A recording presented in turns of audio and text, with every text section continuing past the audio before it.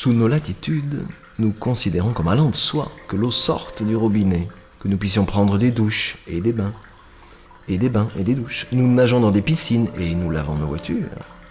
Que nous fassions du café ou du thé, l'eau semble être à notre disposition en quantité illimitée, mais tout ça repose sur une idée fausse qui sert pourtant de base aux nations industrielles. Il en va tout autrement dans les pays de la Bible. L'eau est un bien précieux, des plus précieux. Davantage, l'eau est un moyen dont Dieu se sert pour sauver la vie.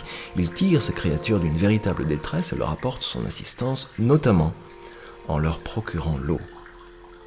Dans le Nouveau Testament, cette perspective est prolongée jusqu'au baptême, lors duquel les croyants, par leur immersion dans l'eau, ont part à l'événement du salut qui a pris corps à la croix et à la résurrection de Jésus. Les baptisés meurent et ressuscitent avec Jésus.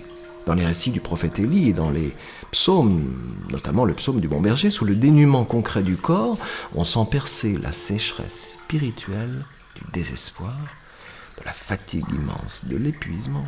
Pour tout cela, Dieu offre le remède en étant lui-même la source de l'eau qui fait vivre. Élie veut abandonner, Élie est fatigué, Élie ne veut plus. Et une nouvelle fois, Dieu sauve son prophète. Seul et désespéré dans le désert, il reçoit de quoi manger et boire pour une nouvelle mission que Dieu lui confie.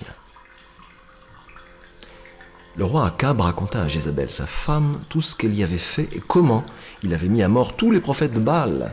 Jézabel envoya alors un messager pour avertir Élie en ces termes: « Si demain, à pareille heure, je ne t'ai pas traité comme tu as traité ces prophètes, que les dieux m'infligent la plus terrible des punitions. » Élie prit peur et s'enfuit pour sauver sa vie. Il se rendit à Beersheba, dans le pays de Juda, et là il laissa son serviteur, puis il marcha pendant une journée dans le désert, et il alla s'asseoir sous un arbuste, un genêt. Il souhaitait mourir, et dit: « Maintenant, Seigneur, c'est tout, j'en ai assez. Reprends ma vie, je ne vaux pas mieux que mes ancêtres. » Puis il se coucha et s'endormit sous le genêt. Mais un ange vint le toucher et lui dit: « Lève-toi et mange. » Et il vit en effet près de lui une de ces galettes que l'on cuit sur des pierres chauffées et un pot d'eau. Après avoir mangé et bu, il se recoucha. Mais l'ange du Seigneur revint le toucher et lui dit: « Lève-toi et mange, car tu devras faire un très long voyage. » Élie se leva donc pour manger et boire.